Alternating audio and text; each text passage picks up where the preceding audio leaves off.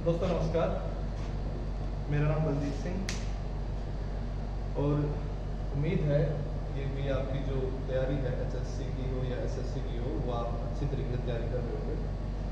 जैसा कि हमने कंप्यूटर सब्जेक्ट से रिलेटेड एक सीरीज शुरू कर किया, उसमें एक क्लास हमने यूट्यूब पे पहली जो क्लास थी वो अपलोड की थी, जो प्रोटोकॉल बेस्ड थी, जिसका टॉपिक था प्रोटोकॉल। जहाँ से और इस टॉपिक से एचएससी ने हर एक एग्जाम के अंदर एक या दो क्वेश्चन यहाँ से पूछे, जिसमें हमने पिछली क्लास में प्रोटोकॉल से संबंधित प्रत्येक प्रोटोकॉल, जैसे टीसीपी की बात करें, यूडीपी की बात करें, एसटीटीपी की बात करें, एसएमटीपी की बात करें, आईएमएफ की बात करें, तो प्रत्येक प्रोटोकॉल को हमने विद क्वेश्चन जो है हमने उस क्लास में जिक्र किया और बिल्कुल डीपली कि हाँ टीसीपी का प्रयोग कैसे होता है, एसएमटीपी का प्रयोग कैसे होता है, तो हर एक चीज़ को हमने बिल्कुल ओवरव्यू बिल्कुल अच्छे तरीके से पढ़ा था। और इसी सीरीज में प्रोटोकॉल के अलावा एक अन्य और बेहद इम्पोर्टेंट जो टॉपिक है वो आज का आपका टॉपिक रहेगा आईपीसी, जिसकी फुल फॉर्म होती है इंटरनेट प्रोटोकॉल।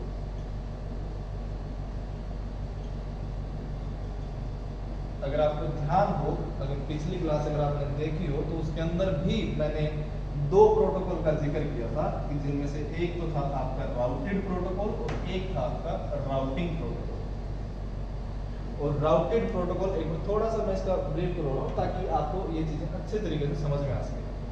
कि पिछली क्लास में हमने प्रोटोकॉल में जिक्र किया था कि एक राउटेड होता है और एक राउटिंग होता है, और राउटेड में भी हमने जब एग्जाम्पल की बात की थी कि जब एक डिवाइस से दूसरी डिवाइस तक जो डेटा लेकर जाया जाता है, एक डिवाइस से दूसरी डिवाइस तक जब डेटा लेकर जाया जाता है या फिर डेटा कैरी किया जाता है, तो डेटा कैरी करने के लिए जो आपके प्रोटोकॉल काम में आते हैं वो आते हैं बेसिकली राउटिंग प्रोटोकॉल। और जब डाटा एक जगह से दूसरी जगह तक भेजा जाता है तो उसको उस डाटा को दिशा दिखाने के लिए जो प्रोटोकॉल प्रयोग किए जाते हैं वो होते हैं आपके राउटिंग प्रोटोकॉल। और राउटेड में हमने जिक्र किया था कि भाई राउटेड जो प्रोटोकॉल होते हैं कि एक तो होता है आपका आईपी एड्रेस, एक होता है आपका एप्पल टॉप, मतलब कि हमने एग्जांपल लिए थे कि भाई राउटेड प्रोटोकॉल होते कैसे।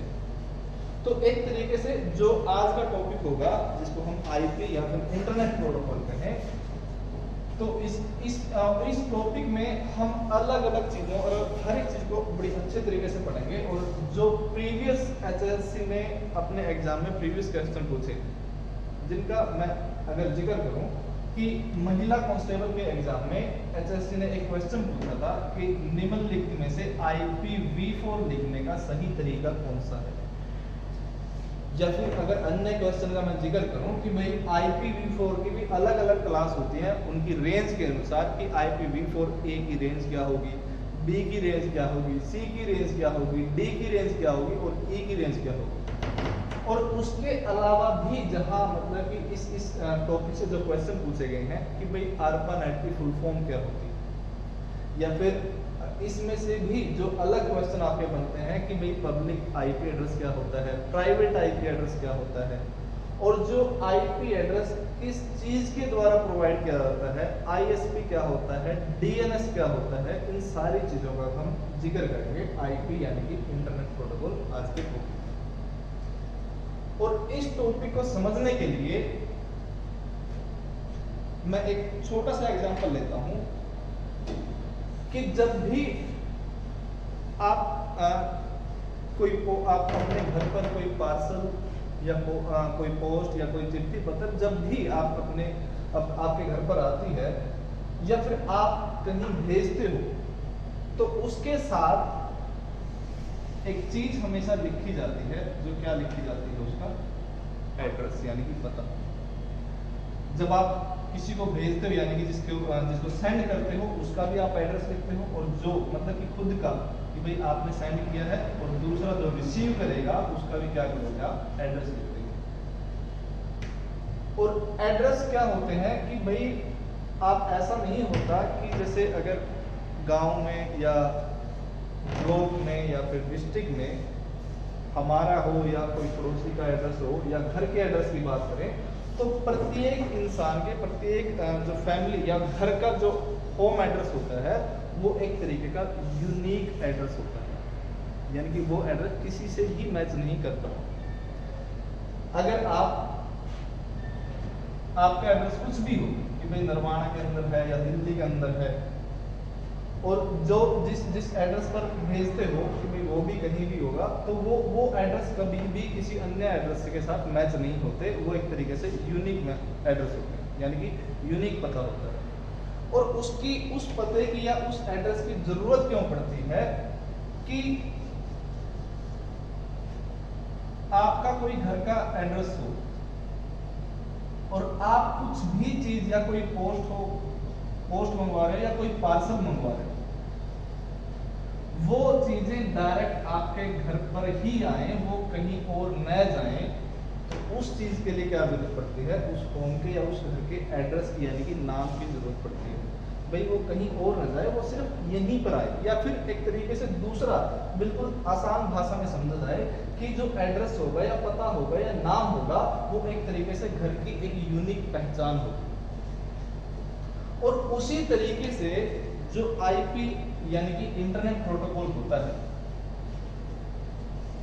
वो भी एक एड्रेस और एक पते की तरह काम करता है इंटरनेट में। कि अगर हम इंटरनेट का जिक्र करें कि आज के समय में लाखों करोड़ों ऐसे यूजर हैं जो इंटरनेट को यूज कर रहे हैं अपने अलग अलग काम के लिए।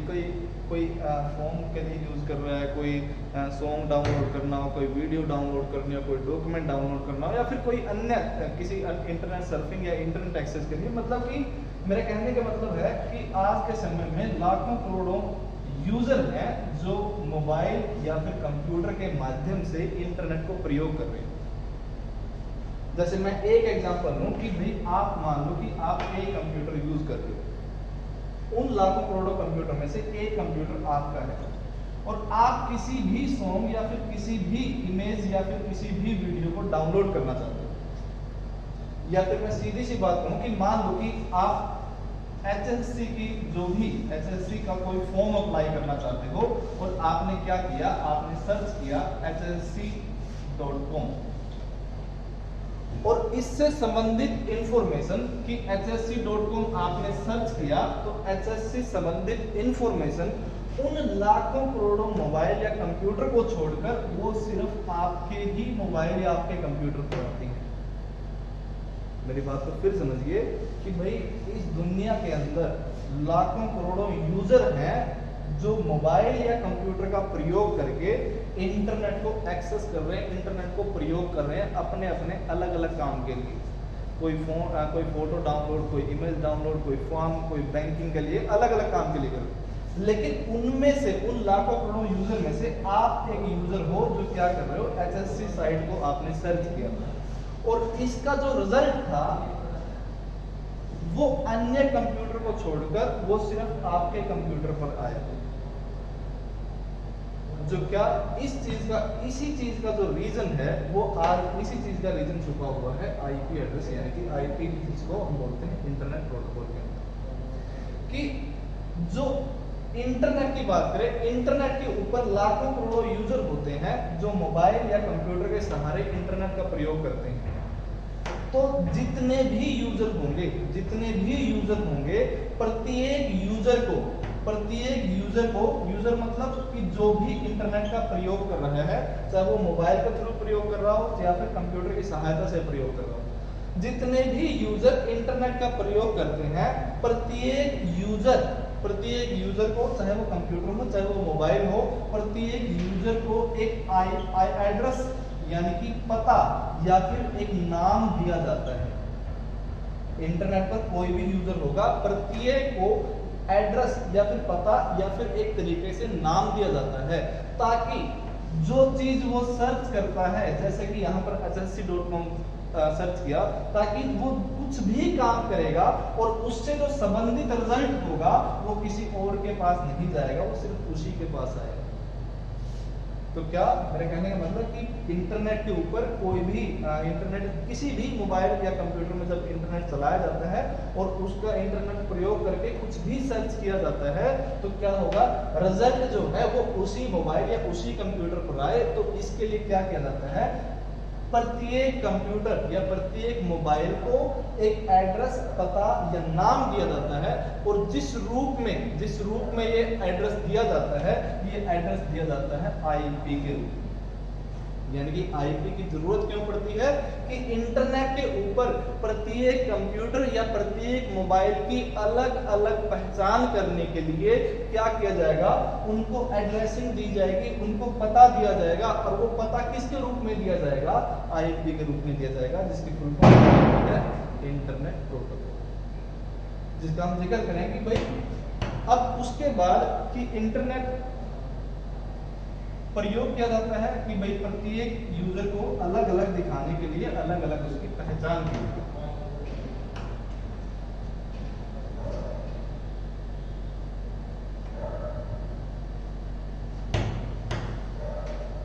अब एक मॉडल जो इंटरनेट, जब भी इंटरनेट का प्रयोग करते हैं या इंटरनेट के ऊपर कुछ भी चीज अगर हम एक्सेस करते हैं तो वो एक मॉडल पर आधारित होती है और उस मॉडल का नाम होता है client server model. Client server model कि मान लो कि जैसे मैंने एग्जांपल लिया कि आप अपने कंप्यूटर में कोई एचएससी का फॉर्म अप्लाई कर रहे हो या एसएससी संबंधित आप क्या कर रहे हो, फॉर्म अप्लाई कर रहे हो और आपने क्या किया, hsc.com सर्च किया और उस सर्च करने के बाद आपकी स्क्रीन के ऊपर एचएससी संबंधित इंफॉर्मेशन दिखाई दी। यानी कि आपने कुछ चीज सर्च की और सर्च करने के बाद मोबाइल या कंप्यूटर की स्क्रीन पर क्या दिया, दिखाई दिया, रिजल्ट दिखाई दिया। अब किसी भी चीज, किसी भी लिंक को सर्च करने के बाद जो रिजल्ट दिखाई देता है वो रिजल्ट बेसिकली किसी न किसी सर्वर के द्वारा भेजा जाता है आपके मोबाइल या फिर आपके कंप्यूटर पर। जैसे कि अगर आपने hsc.com सर्च किया है तो जो रिजल्ट आया वो hsc के सर्वर ने आपके कंप्यूटर या फिर आपके मोबाइल पर भेजा।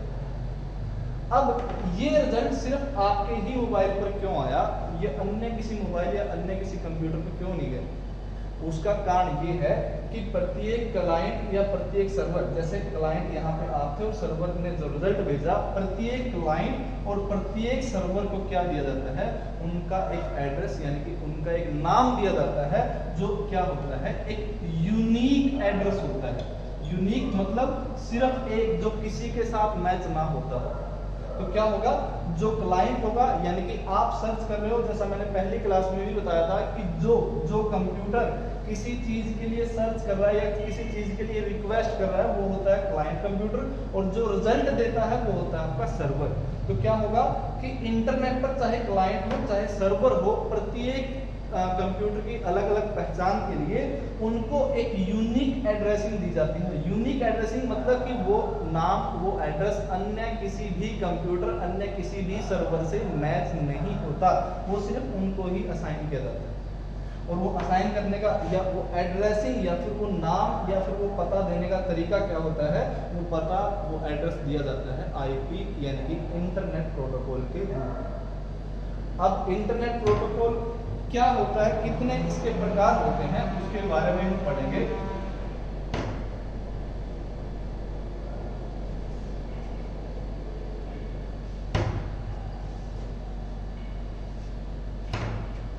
दूसरी चीज कि भाई प्रत्येक क्लाइंट और प्रत्येक सर्वर को एक यूनिक एड्रेस दिया जाएगा जिसको आईपी के फॉर्म में दिया जाता है। अगर इस चीज को कि आप कोई कंप्यूटर यूज कर रहे हो या फिर मोबाइल यूज कर रहे हो तो उसके अंदर उस कंप्यूटर का एड्रेस देखना हो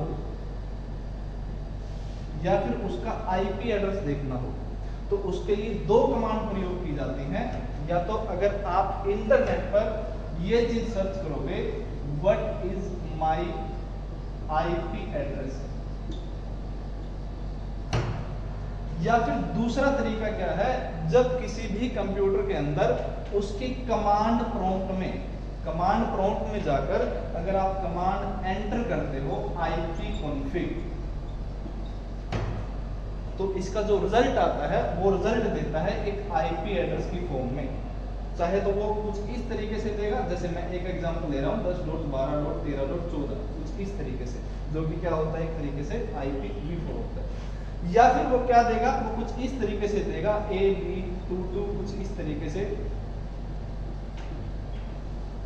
कुछ इस तरीके से।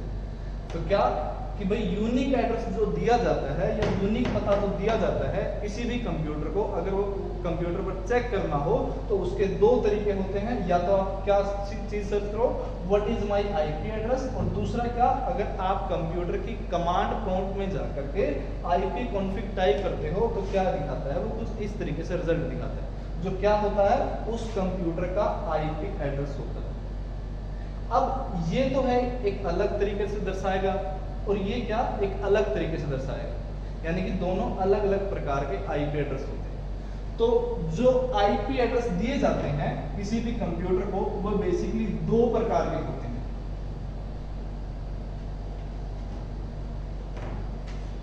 दो प्रकार के आईपी एड्रेस होते हैं, जिसमें से एक होता है आपका IPv4 और दूसरा होता है आपका IPv6। यानी कि किसी भी कंप्यूटर को जो आईपी एड्रेसिंग दी जाएगी उसके लिए दो प्रकार के आईपी एड्रेस होते हैं, जिसमें से एक तो होता है आपका IPv4 और दूसरा होता है IPv6। आईपी मतलब कि इंटरनेट प्रोटोकॉल, और V का मतलब होता है वर्जन 4, और ये होता है आपका इंटरनेट प्रोटोकॉल वर्जन 6। अब इन दोनों में डिफरेंस क्या होता है कि भाई IPv4 क्या होता है, IPv6 क्या होता है, IPv4 कितने बिट का होता है, IPv4 कहाँ पर प्रयोग किया जाता है, मतलब उन चीजों के बारे में हम अलग अलग पढ़ेंगे। जैसे हम शुरुआत में जिक्र करते हैं IPv4 के बारे में।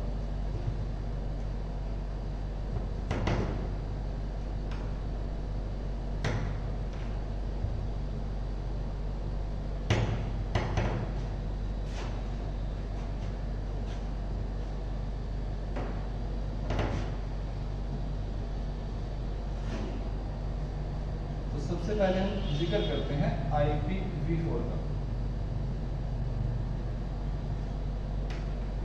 Internet protocol version 4। शुरुआत में जब IPv4 बनाया गया था 1981 में बनाया गया, जो पहला एक तरीके से IPv4 की जब शुरुआत हुई थी वो 1981 में हुई थी, और जो इसकी शुरुआत की गई थी एक कंपनी थी जिसका नाम था IETF, जिसकी फुल फॉर्म है इंटरनेट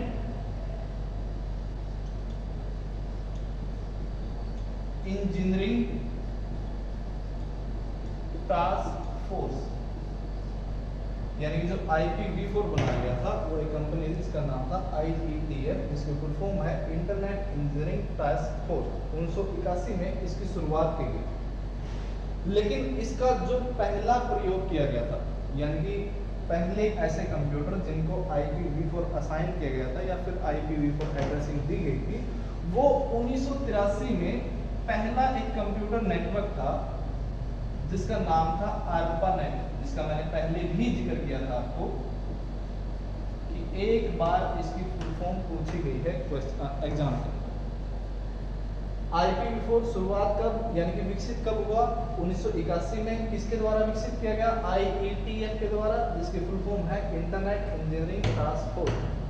लेकिन इसका शुरुआती प्रयोग कब किया गया, 1983 में किया गया। एक कंप्यूटर, पहला कंप्यूटर नेटवर्क बनाया गया था और उस कंप्यूटर नेटवर्क का नाम था ARPANET कंप्यूटर नेटवर्क, जिसका मैंने पहले पिछली क्लास में जिक्र किया था कि अगर दो कंप्यूटर या दो से अधिक कंप्यूटर आपस में जोड़े गए हैं और वो आपस में जोड़ने के बाद किसी भी प्रकार का डेटा शेयर करते हैं तो वो चीज़ आपकी कंप्यूटर नेटवर्क कहलाती है। तो जो पहला कंप्यूटर नेटवर्क था, पहला कंप्यूटर नेटवर्क ARPANET नेटवर्क था, जिसके अंदर 5 से 6 कंप्यूटर आपस में जोड़े गए थे।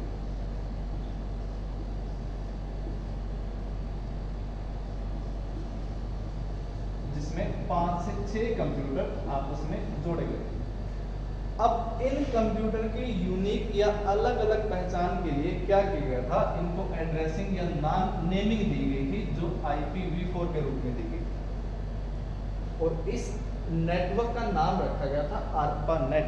ए से एडवांस, आर से रिसर्च, पी से प्रोजेक्ट, ए से एजेंसी और नेट से बनता है नेटवर्क। जो पहला कंप्यूटर नेटवर्क था ARPANET, advance research project agency network. अब इसकी शुरुआत के बाद जैसे जैसे 1983 के बाद IPv4 की क्या भाई इंटरनेट की, जब इंटरनेट की शुरुआत होगी तो इंटरनेट की शुरुआत होने के बाद इस दुनिया में इंटरनेट का प्रयोग लाखों करोड़ों कंप्यूटर के द्वारा किया जाने लगा। जैसे जैसे समय बढ़ता गया वैसे वैसे इंटरनेट पर यूजर बढ़ते गए और प्रत्येक यूजर को एक यूनिक एड्रेस यानी कि IP एड्रेस की जरूरत पड़ने लगी।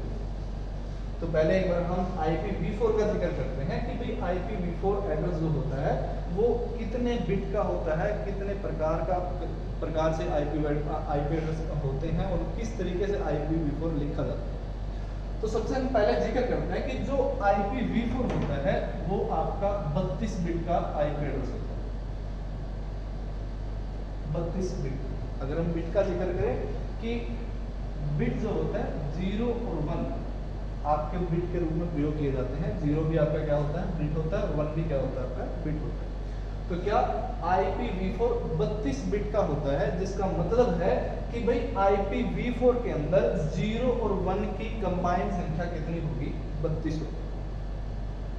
IPv4 32 बिट का होगा जिसके मतलब कि भाई 0 और 1 की संख्या क्या होती है, 32 होती है। और जो भी चीज 0 और 1 के फॉर्म में लिखी जाती है या जो भी नंबर 0 और 1 की फॉर्म में या 0 और 1 के रूप में लिखा जाएगा उस नंबर को कहा जाता है बाइनरी नंबर। कि जो भी नंबर 0 सिर्फ और सिर्फ 0 और 1 के रूप में लिखा जाएगा तो उस नंबर को क्या कहा जाता है, उस नंबर को कहते हैं बाइनरी नंबर। अब IPv4 32 बिट का होता है, लेकिन क्या किया जाता है, इन 32 बिट को 4 बराबर हिस्सों में डिवाइड कर दिया जाता है।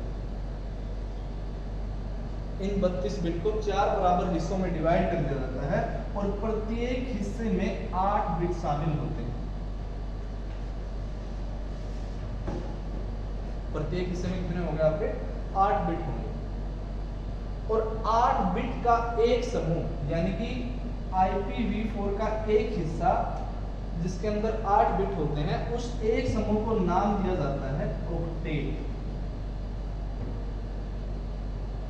ये भी क्या होगा, ऑक्टेट होगा, और ये भी क्या होगा, एक ऑक्टेट होगा, ये भी क्या होगा, एक ऑक्टेट होगा। ठीक है।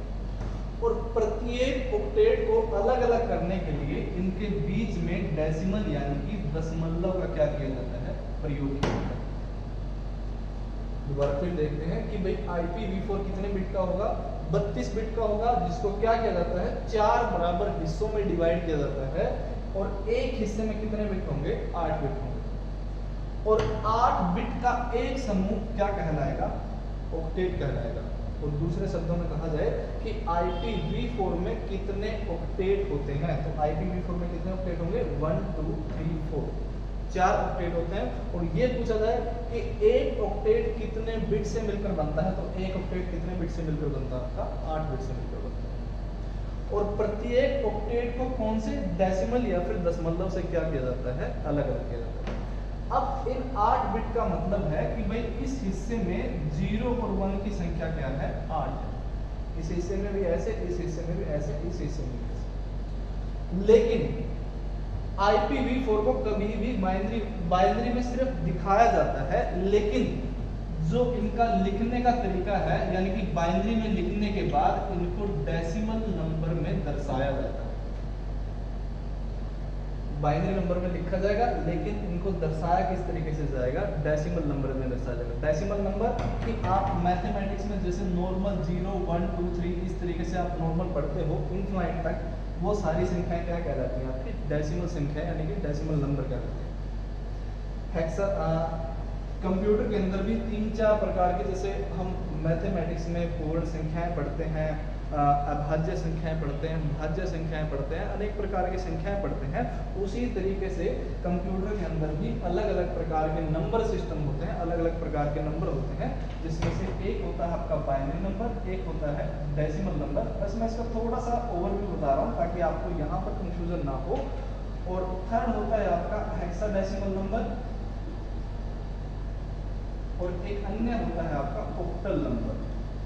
यानी कि जिस तरीके से मैथमेटिक्स में अलग अलग प्रकार की संख्याएं, अलग अलग प्रकार के नंबर होते हैं, जैसे मैंने जिक्र किया कि भाई भाज्य संख्याएं होंगी, अभाज्य संख्याएं होंगी, पूर्ण संख्याएं होंगी, उसी तरीके से कंप्यूटर के अंदर भी अलग अलग नंबर होते हैं, जिसमें से एक होता है आपका बाइनरी नंबर, दूसरा डेसिमल नंबर, एक होता है हेक्साडेसिमल नंबर और एक होता है आपका ऑक्टल नंबर।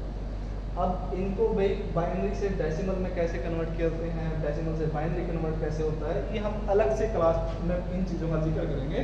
लेकिन आप सिर्फ इतना समझिए कि भाई जहाँ पर जीरो कोई भी नंबर होगा, 0 और 1 के रूप में दर्शाया जाएगा, वो चीज़ क्या कहलाएगी आपकी बाइनरी नंबर कहलाएगी।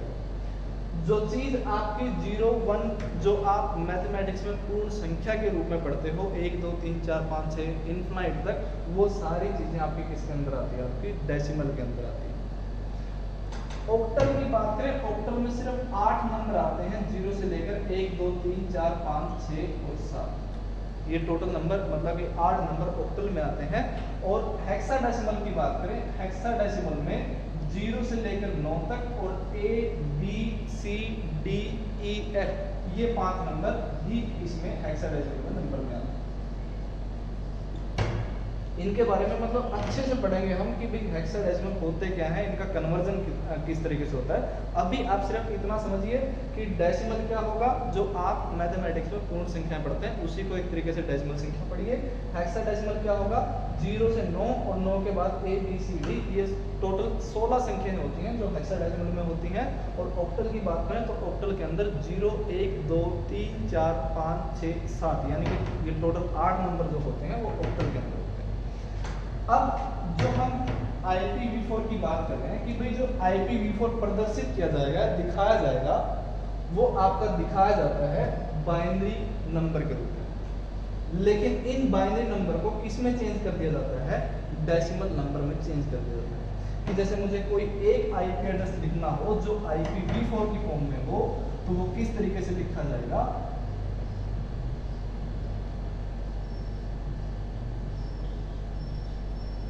जो क्या है एक तरीके से एग्जाम्पल है इसका IPv4। और वही मेन बात कि जो HSC ने क्वेश्चन पूछा था कि भाई IPv4 लिखने का सही तरीका क्या होता है, तो जो IPv4 लिखने का सही तरीका क्या होगा कि भाई इस तरीके से 1 ऑक्टेट, 2 ऑक्टेट, 3rd ऑक्टेट और ये क्या आ गया आपका 4th ऑक्टेट। और प्रत्येक ऑक्टेट के बीच में कौन सा सिंबल होगा आपका डेसिमल, जिसको हम बोलते हैं डेसिमल ऑक्टेट। अब जो IPv4 है, IPv4 जिसको हमने बताया कि 32 बिट का होगा, इसके अंदर 4 ऑक्टेट होंगे और क्या होगा कि एक ऑक्टेट के अंदर 8 बिट होंगे और 8 बिट के अंदर केवल जो लिखा जाएगा वो बाइनरी नंबर में लिखा जाएगा, लेकिन दर्शाया जाएगा कुछ इस तरीके से जो क्या डेसिमल नंबर में दर्शाया जाता है। अब इसका भी थोड़ा सा आगे हम पढ़ेंगे कि IPv4 जो होता है वो आगे कितने प्रकार का होता है, कि भाई इसको रेंज क्या होती है, क्लास A की रेंज क्या होगी, क्लास B की रेंज क्या होगी, क्लास C की रेंज क्या होगी, क्लास D की रेंज क्या होगी। अब उससे पहले एक छोटा सा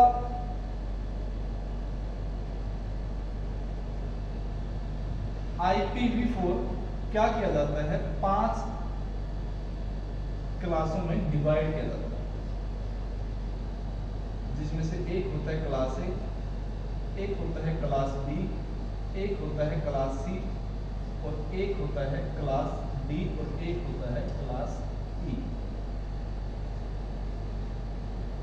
इन रेंज को या IPv4 के भाई हाँ क्लास A क्या होगा, क्लास B क्या होगा, क्लास C क्या होगा, क्लास D क्या होगा, इन चीजों को आप तब तक नहीं समझ पाओगे जब तक आप किसी बाइनरी संख्या को डेसिमल संख्या में बदलना नहीं सीख लेते, यानी कि जो 0 1 में रिप्रेजेंट की गई है, तो अगर आप उनको डेसिमल में दर्शाना सीख गए तो आपको ये रेंजेस आपको समझ में आ जाएगी। तो मैं एक बार एक छोटा सा एग्जांपल ले रहा हूं मैं कि भाई बाइनरी संख्या को डेसिमल में कैसे बदला जाता है। तो अगर ये चीज आ गई तो आप class A, class B, class C आप अपने आप इजीली आसान भाषा में समझ जाओ। तो मैं एक कॉमन सा एग्जांपल ले रहा हूं कि मान लो कि कोई एक ऐसी बाइनरी संख्या है कुछ इस तरीके से, एक बाइनरी संख्या है जिसको कन्वर्ट करना है हमें डेसिमल संख्या के अंदर। डेसिमल संख्या वही कि भाई अगर कुछ भी पूर्ण संख्या है 0 1 2 3 4 इनफाइनाइट तक, वो सारी संख्याएं क्या कहलाएंगी, आपकी डेसिमल संख्याएं कहलाएंगी। दूसरा, अगर 0 और 1 में जो भी संख्याएं लिखी गई है उन संख्याओं को क्या कहेंगे हम, बाइनरी संख्या। कि जब भी बाइनरी संख्या को डेसिमल संख्या में बदलना हो, और अगर ये चीज आ गई तो इन चीजों को आसानी भाषा में समझने के लिए ये छोटा सा एग्जांपल दे रहा हूं मैं कि जब भी किसी बाइनरी को डेसिमल में बदलना हो तो क्या करो, प्रत्येक बिट को अलग अलग लिखो, 1 0 1 और 1, और प्रत्येक बिट के नीचे बाइनरी का एक तरीके से बेस वैल्यू होती है जिसको दो। और इन चीजों को मैं सिर्फ यहाँ पर एक एग्जांपल ले रहा हूँ, मैं अलग से टॉपिक करवाऊंगा कि बिट डेसिमल संख्याओं का, हेक्साडेसिमल का, इनका आपस में कन्वर्जन क्या होता है। यहाँ पर सिर्फ एक एग्जांपल ले रहा हूँ, ठीक है। बाइनरी संख्या का जो बेस वैल्यू होता है वो 2 होता है, ठीक है। तो प्रत्येक बिट में क्या करो, प्रत्येक बिट के नीचे उसका बेस वैल्यू लिखो 2, और बेस वैल्यू लिखने के बाद बिट और बिट, इन सारे बिट के बीच में जिस सिंबल या जिस निशान का प्रयोग होगा वो होगा प्लस, एडिशन। लेकिन बिट और बेस वैल्यू के बीच में जो सिंबल प्रयोग होता है, जो निशान प्रयोग होता है, वो होता है मल्टीप्लिकेशन का। यानी कि बिट और बिट के बीच में क्या होगा, एडिशन होगा, लेकिन बिट और बेस वैल्यू के बीच में क्या होगा, मल्टीप्लिकेशन होगा। अब क्या करो, राइट साइड से बेस वैल्यू को पावर देना शुरू करो, और पावर देनी शुरू की जाएगी 0 से। पहले 2 को 0, फिर 1, फिर 2, फिर 3, अगर आगे भी कोई है तो उनको 4, और फिर आगे कोई है तो 5, आगे है तो 6। उसके बाद क्या करो, इनको सोल्व करेंगे कि भाई 2 की पावर 0 होगी तो उसकी संख्या क्या होगी, किसी भी पावर की 0 अगर होगा तो वो 1 है। 2 की पावर 1 क्या आएगा, 2 आएगा। 2 की पावर 2 क्या आएगा, 4 आएगा। 2 की पावर 3 क्या आता है, 8 आएगा। ठीक है, तो भाई ये चीज सोल्व होकर क्या आ गई हमारी, 1 2 4 और 8 आएगी। बिट और इस वैल्यू के बीच में कौन सा सिंबल, मल्टीप्लिकेशन का, यानी कि 1 गुणा में 1 क्या आ गया आपका, 1। फिर आगे कौन सा सिंबल, प्लस। 1 गुणा में 2, 2, फिर आगे सिंबल प्लस। 0 गुणा 4, 0, फिर आगे सिंबल प्लस। फिर आगे 1 गुणा में 8 कितना आ गया आपका, 8 और 2 10, और 1 क्या आ गया, 11। यानी कि 1 0 1 1 को अगर हमें डेसिमल संख्या में लिखना हो या डेसिमल वैल्यू होगी वो क्या होगी, उसकी 11। जिस तरीके से हमने बताया कि 1 गुणा में 1 1, उसके बाद बिट और बिट के बीच में प्लस आएगा, और बिट और जब बेस वैल्यू की बात हो तो उनके बीच में गुणा आएगा। तो वही डिटो चीज कि भाई IPv4 जो लिखा जाता है, IPv4 लिखा जाता है वो किसके रूप में लिखा जाता है, वो बाइनरी रूप में लिखा जाता है। लेकिन जब उनको अंतिम उनका प्रदर्शित करना हो, उनका अंतिम रूप लिखना हो, तो वो अंतिम रूप किसमें लिखा जाएगा, डेसिमल रूप में लिखा जाएगा। यानी कि जो चीज बाइनरी रूप में दिखाई जाती है उसको किस में कन्वर्ट कर दिया जाता है, उसको कन्वर्ट कर दिया जाता है डेसिमल संख्या या फिर डेसिमल नंबर के अंदर। और इन्हीं चीजों पर जो हम IPv4 के अलग अलग प्रकार पढ़ते हैं, IPv4 के अलग अलग प्रकार, अलग अलग क्लास हमने जिक्र किया कि भाई एक होगा क्लास A, एक होगा क्लास B, एक होगा क्लास C, और एक होगा क्लास D, एक होगा क्लास E। जो क्या है, एक तरीके से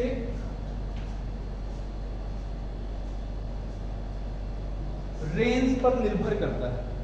कि जैसे मैं बात करूं, पहला है हमारा class A IPv4, class A IP address, जिसके अंदर क्या होगा, अगर कोई भी आईपी एड्रेस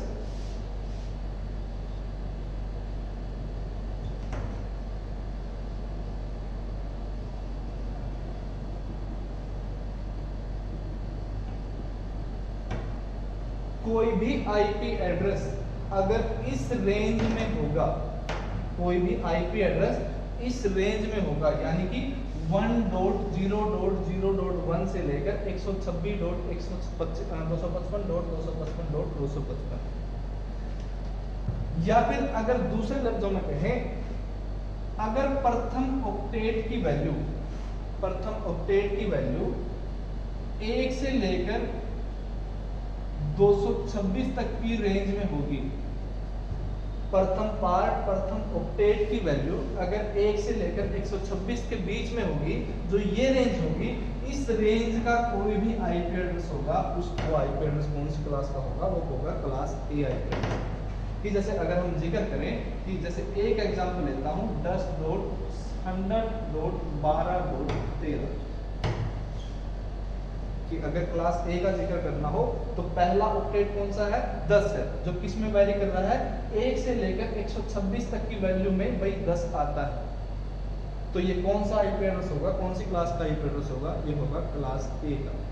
लेकिन अगर यहाँ पर 10 को रिमूव करके अगर मैं यहाँ पर 132 कर देता हूँ, तो क्या होगा कि 132, अब क्लास ए की रेंज कहाँ तक है, 1 से लेकर 126, तो ये क्या होगा, 132 पहली रेंज तो 126 से ज्यादा होगी भाई, तो ये क्या होगा, ये क्लास ए का आईपी एड्रेस नहीं होगा। तो क्या, जब भी क्लास ए की बात हो, IPv4 में क्लास आईपी एड्रेस ए की बात हो, तो जो इसकी रेंज होगी वो रेंज कहां से होगी, 1.0.0.1 से लेकर के 126.255.255.255। और यहाँ पर जो 255 लिखने का मतलब है कि 255 जो लिखा जाता है, वो कारण क्या है कि कोई भी ऑक्टेट की जो वैल्यू है, कोई भी ऑक्टेट जिसके अंदर 8 बिट होते हैं, और 8 बिट की जो इसकी न्यूनतम वैल्यू 0 से लेकर के 255 तक होती है, यानी कि एक ऑक्टेट जिसके अंदर 8 बिट होते हैं, उस ऑक्टेट की वैल्यू मिनिमम 0 हो सकती है, लेकिन मैक्सिमम वैल्यू उसकी क्या होगी, उसकी 255 हो सकती है। जिसके कारण यहाँ पर जो अंतिम रूप से 255 दिखाए गए हैं, वो इसका कारण है।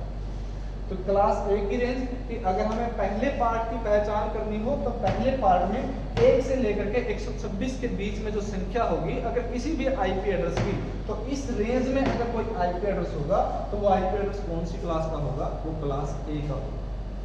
अब उसके बाद अगर हम जिक्र करते हैं अन्य दूसरा जो क्लास बी की बात है,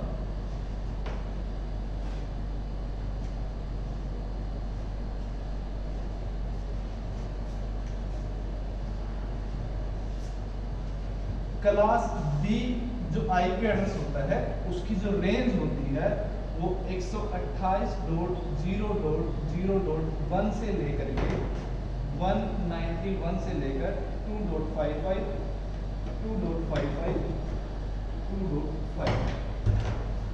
और अगर प्रथम पार्ट की बात करें, प्रथम ऑक्टेट की बात करें, अगर इस ऑक्टेट में संख्या 128 से लेकर 191 के बीच में होगी, तो इसके बीच में कोई भी आईपी एड्रेस होगा, तो वो कौन सी क्लास का आईपी एड्रेस होगा, वो क्लास बी का आईपी एड्रेस होगा। कि जैसे मैं एक एग्जांपल लेता हूं, 129.10.14.48। तो जो इसका पहला पार्ट है, पहला पार्ट क्या है आपका, 129 है, जो किस रेंज में आता है, 128.191 की रेंज में आता है। तो इस प्रकार कोई भी, यानी कि पहला पार्ट जो हम रेंज चेक करेंगे कि उसकी रेंज कहां तक है, रेंज देख करके हम ये बता सकते हैं कि भाई ये रेंज उसका क्लास बी का है या क्लास ए का है। अगर 129 की जगह अगर यहाँ पर 201 होता, अगर एक एग्जांपल है, अगर यहाँ पर 201 होता तो हम चेक करते हैं कि भाई ये क्लास बी का है या नहीं। तो क्लास बी की रेंज कहाँ तक है भाई, 128.0.0.1 से लेकर के 191.255.255। जो पहली पार्ट की रेंज क्या होनी चाहिए, 128 से लेकर के 191 रेंज होनी चाहिए पहले पार्ट की, यदि उसे क्लास बी का आईपी एड्रेस होना है। तो जो पहले पार्ट की रेंज है वो क्या है, 201 है। अब ये कहाँ से कहाँ तक है, 191 से है, यानी कि ये क्लास बी का आईपी एड्रेस नहीं होगा। अगर क्लास बी का आईपी एड्रेस होना है तो क्या होना चाहिए, 128 से लेकर के 191 तक का आईपी एड्रेस होना चाहिए। अगर यहाँ पे 191 लिखा है तो वो भी कौन सी क्लास का होगा, क्लास बी का होगा। ठीक है, तो अभी तक जो हमने क्लास ए और क्लास बी का जिक्र किया, एक बार हम इसको यहाँ भी लिखते हैं कि भाई रेंज के आधार पर IPv4 जो होते हैं वो आपके 5 प्रकार के होते हैं, जिसकी अगर बात करें कि भाई 1 से लेकर के 126 तक की रेंज होगी तो वो क्या कहलाएगी, आपकी क्लास ए की रेंज होगी। दूसरा भाई 128 से लेकर के 191 तक की रेंज होगी तो वो आपकी क्या कहलाएगी, भाई आपकी क्लास बी की रेंज कहलाएगी। और उसके बाद हम जिक्र करते हैं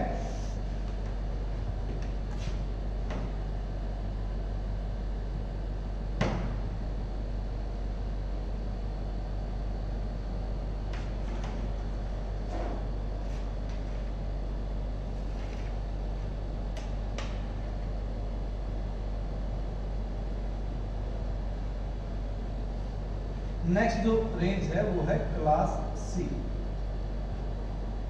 जो आपकी कहां से तक होती है, 192.0.0.1 से लेकर के 223.255.255. और मैं यह लास्ट में 255 क्यों यूज कर रहा हूँ, क्योंकि प्रत्येक मैंने बताया कि एक ऑक्टेट की जो मिनिमम वैल्यू होती है वो 0 होती है, लेकिन जो उसकी मैक्सिमम वैल्यू होती है वो कितनी होती है, 255 होती है।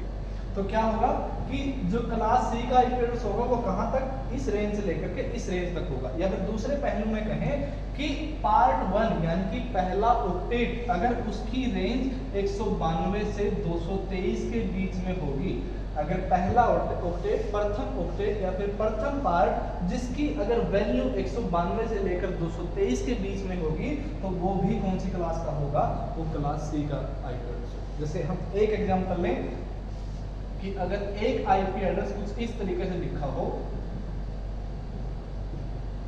तो इसका पहला पार्ट कौन सा है, 224, लेकिन क्लास सी क्या कहता है, 192 से लेकर के 223।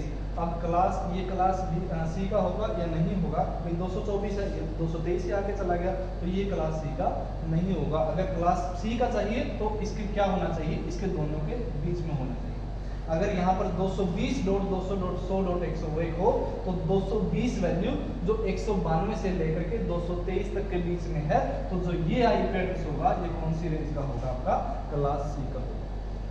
तो दो तरीके से आपसे एचएससी में या फिर क्वेश्चन पूछे जा सकते हैं। पहला जो अभी तक पूछा गया है वो सिर्फ एक क्वेश्चन ऐसा पूछा गया है कि निम्नलिखित में से पहचान कीजिए कौन सी क्लास सी का आईपी एड्रेस है। निम्नलिखित में से कौन सा एड्रेस क्लास सी का आईपी एड्रेस है।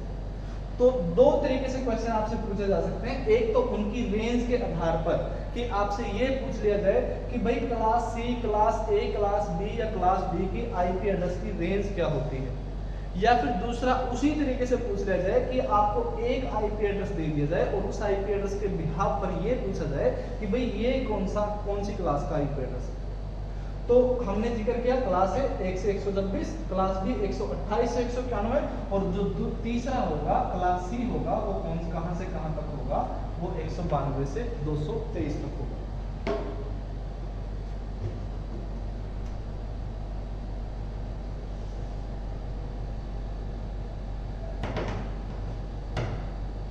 अब नेक्स्ट जिक्र करते हैं हम क्लास डी का।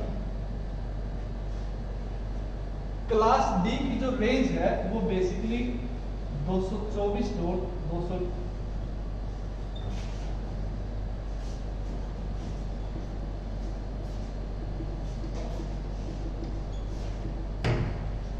क्लास क्लास डी की रेंज होती है, या फिर दूसरे शब्दों में कहे कि जो पहला पार्ट, अगर पहले पार्ट की रेंज 224 से लेकर 239 या 239 के बीच में होगी, तो इसके बीच में कोई भी एड्रेस होगा वो बेसिकली क्या कहलाएगा, आपका क्लास डी एड्रेस कहलाएगा।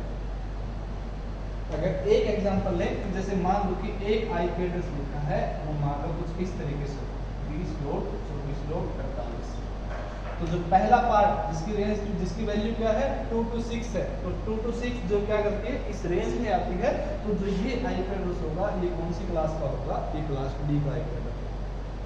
अब इसके साथ साथ एक और खास बात होती है कि जो क्लास डी की रेंज होती है, क्लास डी की रेंज होगी कि मतलब ये जो आईपी एड्रेस की रेंज होती है, ये बेसिकली इनको कहा जाता है मल्टीकास्ट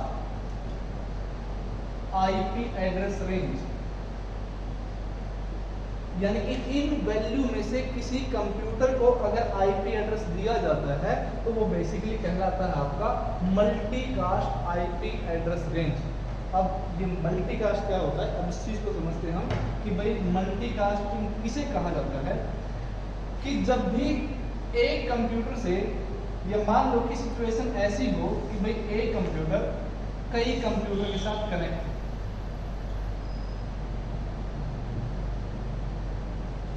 मान लो कि एक कंप्यूटर कई कंप्यूटर के साथ कनेक्ट हो, जैसे मैंने यहां पर जिक्र है कि एक कंप्यूटर को 3 कंप्यूटर के साथ जोड़ रखा है। यदि एक कंप्यूटर सिर्फ और सिर्फ एक ही कंप्यूटर तक कोई डेटा भेजता है, यानी कि जब डेटा सेंड किया जाए एक कंप्यूटर से सिर्फ एक कंप्यूटर तक, तो उस सिचुएशन को कहा जाता है यूनिकास्ट।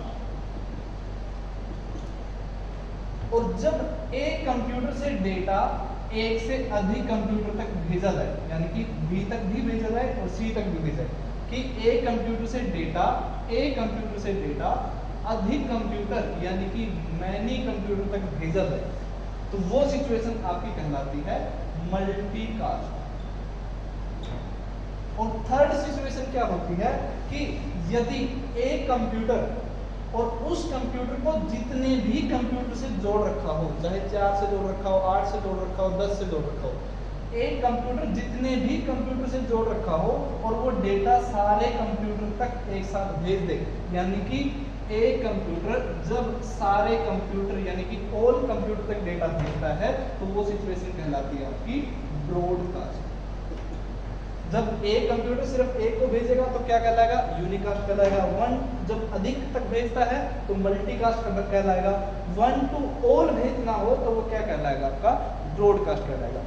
हमने जिक्र किया क्लास डी का, क्लास डी को हमने क्या बोला कि इसको मल्टीकास्ट आईपी एड्रेस कहा जाता है। मल्टीकास्टिंग के लिए यूज किया जाता है कि जहां पर एक कंप्यूटर को एक से अधिक कंप्यूटर तक डेटा भेजना हो, एक कंप्यूटर को एक से अधिक कंप्यूटर तक डेटा भेजना हो, जिसको मल्टीकास्ट हम कहते हैं, उस कंप्यूटर को अगर आईपी एड्रेस देना होगा, उस कंप्यूटर को अगर आईपी एड्रेस देना होगा तो वो कौन सी सीरीज से दिया जाएगा, वो क्लास डी की रेंज से दिया जाएगा, जिसको हम क्या कहते हैं, मल्टीकास्ट आईपी एड्रेस कहते हैं। तो इसकी रेंज कहां से कहां तक बनी, 224 से लेकर के 239, जो क्या बनती है एक तरीके से क्लास डी की रेंज बनती है। अब इसके बाद जो अंतिम रेंज है क्लास ई,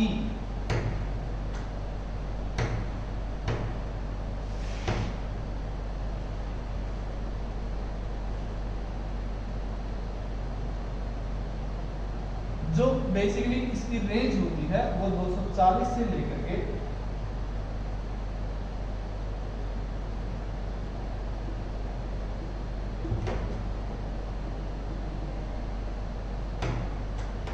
जो कंप्लीट 240 से लेकर आगे जितनी भी रेंज होती है उनको क्लास ई में कंसीडर किया जाता है। जो अगर हम बात करें, अगर पहला पार्ट 240 से 255 के बीच में होगा तो वो आईपी एड्रेस कौन सी रेंज का कहलाएगा, आपका क्लास डी का कहलाएगा।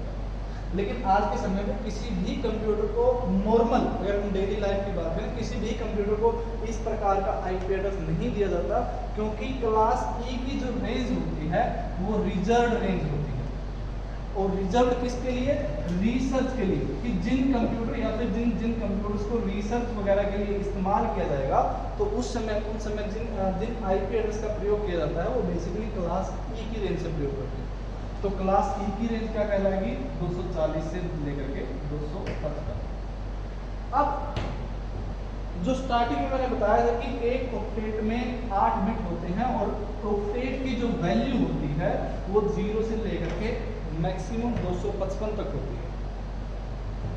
क्लास ए की रेंज 101 से लेकर के 126, क्लास बी की रेंज 128 से 191, क्लास सी 192 से लेकर 223, क्लास डी 224 से 239, क्लास ई 240 से 255। अब इनमें से एक नंबर मिस है, जो क्या है 126 से हम किस पे पहुंच गए? सीधा 128 पे, यानी कि हमारा नंबर कौन सा मिस है? हमारा 127। तो क्लास ए की कैटेगरी के अंदर ही, क्लास ए की कैटेगरी के अंदर ही एक और आईपी एड्रेस होता है जिसकी रेंज होती है 127.0.0.1 से लेकर के 127.255.255.255। यानी कि क्लास ए के अंदर ही एक और आईपी एड्रेस रेंज इंक्लूड होती है 127 से लेकर के 127.255। और इस रेंज को वेरी इंपॉर्टेंट, इस रेंज को एक अलग से नाम दिया जाता है। इस आईपी एड्रेस के अंदर, इस आईपी एड्रेस रेंज को कहा जाता है लूप बैक एड्रेस। एक बार क्वेश्चन पूछा गया कि निम्नलिखित में से जो लूप बैक एड्रेस की रेंज होती है वो कौन सी रेंज होती है? जो 127 से लेकर 127.0.0.1 से लेकर के 127.255.255 जो ये रेंज होगी, ये कौन सी आईपी एड्रेस की रेंज होगी? ये रेंज होती है लूप बैक आईपी एड्रेस। तो उसके अलावा क्लास ए 126, क्लास बी 128 से 191, क्लास सी 192 से 223, क्लास डी क्या होगा 224 से लेकर के 239 और क्लास ई क्या होता है आपका 240 से 255। तो ये एक तरीके से IPv4 था कि भाई IPv4 जो शुरुआत की गई थी कि भाई जिस तरीके से पहला कंप्यूटर नेटवर्क बनाया गया था ARPANET, उसके अंदर उन कंप्यूटर को आईपी एड्रेस असाइन करने के लिए IPv4 क्या किया गया था? प्रयोग किया गया था, जो कितने बिट का था आपका? 32 बिट का था। अब इसके अलावा एक और अन्य आईपी एड्रेस होता है जिसको बोलते हैं IPv6। जैसे मैंने स्टार्टिंग में जिक्र किया था कि जो आईपी एड्रेस होते हैं वो दो प्रकार के होते हैं, एक तो होता है IPv4 और दूसरा कौन सा होता है? IPv6। और IPv6 की जरूरत क्यों पड़ी, कि IPv6 क्यों लाना पड़ा? कि जब इंटरनेट की शुरुआत हुई कि जितने भी मोबाइल या जितने भी कंप्यूटर जो इंटरनेट का प्रयोग करते थे, प्रत्येक को क्या करना पड़ता है? आईपी एड्रेस असाइन करना पड़ता है। अगर कोई भी मोबाइल या कोई भी इंटरनेट कोई भी कंप्यूटर होगा, अगर वो इंटरनेट का प्रयोग कर रहा है तो प्रत्येक कंप्यूटर या प्रत्येक मोबाइल को आईपी एड्रेस असाइन किया जाता है, यानी कि उनके पास एक अपना यूनिक एड्रेस होता है आईपी एड्रेस, जिसको मैं बताऊंगा कि भाई ये आईपी एड्रेस किसके द्वारा दिया जाता है जब हम इंटरनेट यूज करते हैं। तो सिर्फ यहाँ पर इतना समझे कि यदि कोई भी मोबाइल या कोई भी कंप्यूटर जो है इंटरनेट इस्तेमाल करेगा तो प्रत्येक कंप्यूटर क्या होगा? अपना एक आईपी एड्रेस होगा। IPv4 के अंदर सिर्फ इतनी ताकत थी कि वो 2 की पावर 32 यानी कि कुछ इसकी मिलियन के अंदर वैल्यू आती है। सिर्फ इतने मिलियन कंप्यूटर या मोबाइल को ये आईपी एड्रेस दिया जा सकता था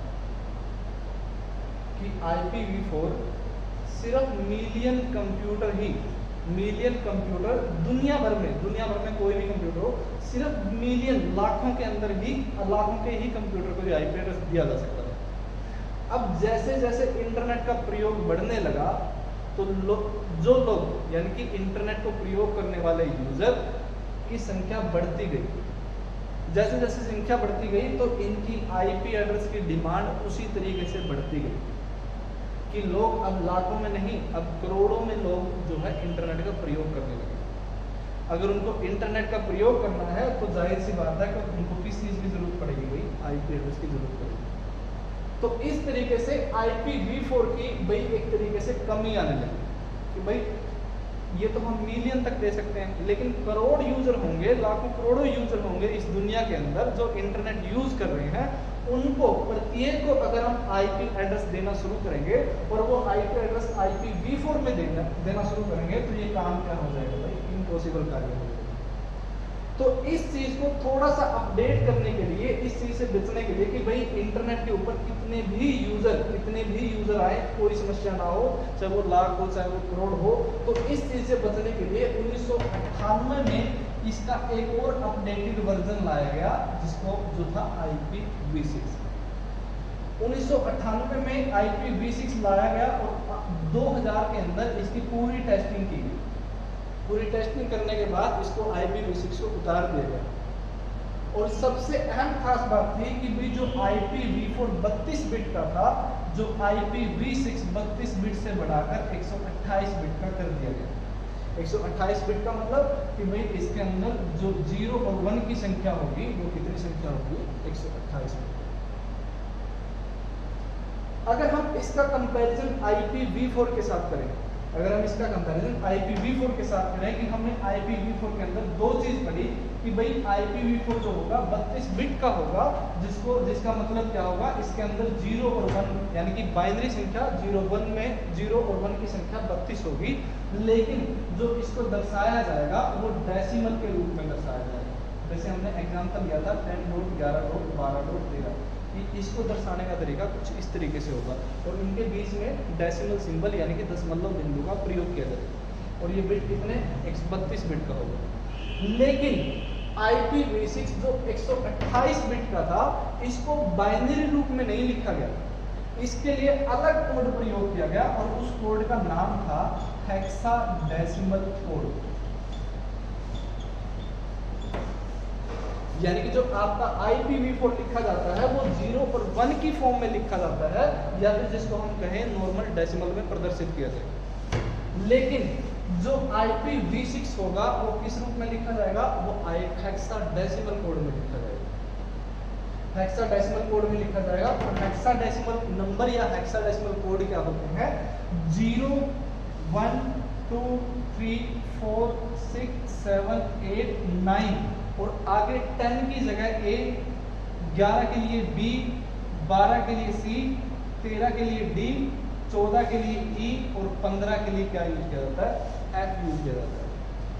हेक्साडेसिमल के अंदर जैसे मैंने नंबरिंग के अंदर पहले जिक्र किया था कि भाई डेसिमल नंबर होता है, ऑक्टल नंबर होता है, हेक्साडेसिमल नंबर होता है, तो हेक्साडेसिमल के अंदर कुल 16 संख्याएं होती हैं जो 0 से लेकर के 9 तक होंगी और आगे जो 10 नंबर डिनोट किया जाता है, 10 नंबर दर्शाया जाता है, उसके लिए अल्फाबेट A का प्रयोग करते हैं, 11 के लिए D का प्रयोग किया जाता है, 12 के लिए C का प्रयोग करते हैं, 13 के लिए D, 14 के लिए E और 15 के लिए क्या प्रयोग करते हैं, F का प्रयोग करते हैं।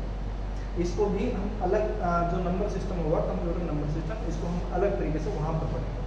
तो क्या होगा कि IPv6 जो 128 बिट का होता है और 128 बिट किसके रूप में लिखा जाता है, हेक्साडेसिमल कोड में लिखा जाता है।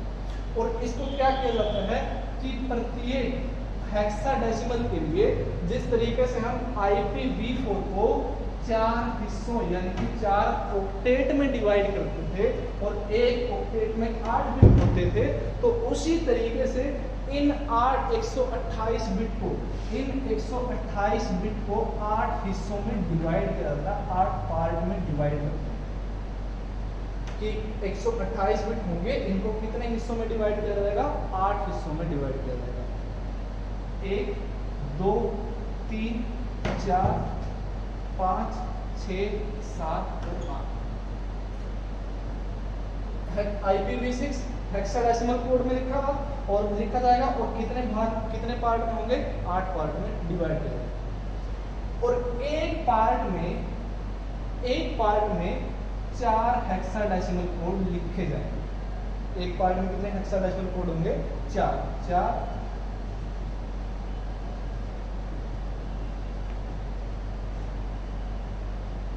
अब मैं बात कर रहा हूं यहाँ पे हेक्साडेसिमल कोड की।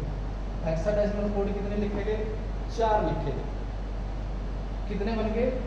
8 भाग बन गए और एक भाग में कितना आ गया हमारा? 4 हेक्साडेसिमल कोड।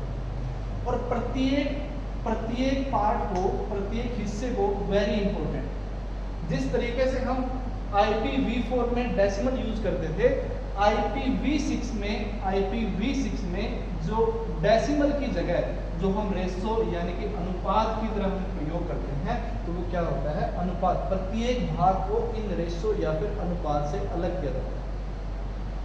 जो हमने IPv4 में पढ़ा कि भाई IPv4 का लिखने का तरीका क्या होता है, जो HSC ने पूछा था। अभी तक IPv6 से नहीं पूछा, तो क्या जो IPv6 लिखा जाएगा कि भाई इनको 8 भागों में डिवाइड किया जाता है, और जो लिखना किस में लिखा जाता है? हेक्साडेसिमल कोड में लिखा जाता है।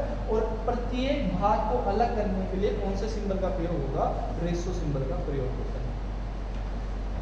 उसके बाद कि प्रत्येक पार्ट में 4 हेक्साडेसिमल कोड होंगे। अब इसका थोड़ा सा एक एडवांस क्वेश्चन क्या बनता है कि एक क्वेश्चन ये पूछा था कि IPv6 के एक भाग यानी कि एक पार्ट में कितने बिट होते हैं? एक पार्ट या फिर एक हिस्से में कितने बिट होते हैं अगर IPv6 का जिक्र हो? तो क्या होता है? एक हेक्साडेसिमल कोड 4 बिट के बराबर होता है। एक हेक्साडेसिमल कोड 4 बिट के बराबर होता है। यहाँ पर कितने हेक्साडेसिमल कोड हैं? 4 हेक्साडेसिमल कोड है। तो एक जो पार्ट होगा, एक हेक्साडेसिमल कोड कितने बराबर? 4 बिट के बराबर। तो 4 हेक्साडेसिमल कोड कितने बिट के बराबर होंगे? 16 बिट के बराबर होंगे। अगर दूसरा क्वेश्चन आपसे ये पूछा जाए कि भाई IPv6 के एक हिस्से में बिट कितने होते हैं, तो बिट कितने आएंगे आपके? 16 बिट आएंगे। और इसका भी अगर थोड़ा सा घुमा फिर के एक क्वेश्चन और पूछ लिया जाए कि भाई एक IPv6 के एक पार्ट में कितने बाइट होते हैं, तो जो बाइट होंगे कि एक जो बाइट होता है उसके अंदर 8 बिट होते हैं, तो बाइट की बात होगी तो बाइट कितने बनेंगे आपके? 2 बाइट बनेंगे। HSC ने एक क्वेश्चन पूछा था कि भाई जो निब्बल मतलब कि बाइट का आधा हिस्सा किस चीज को कहा जाता है?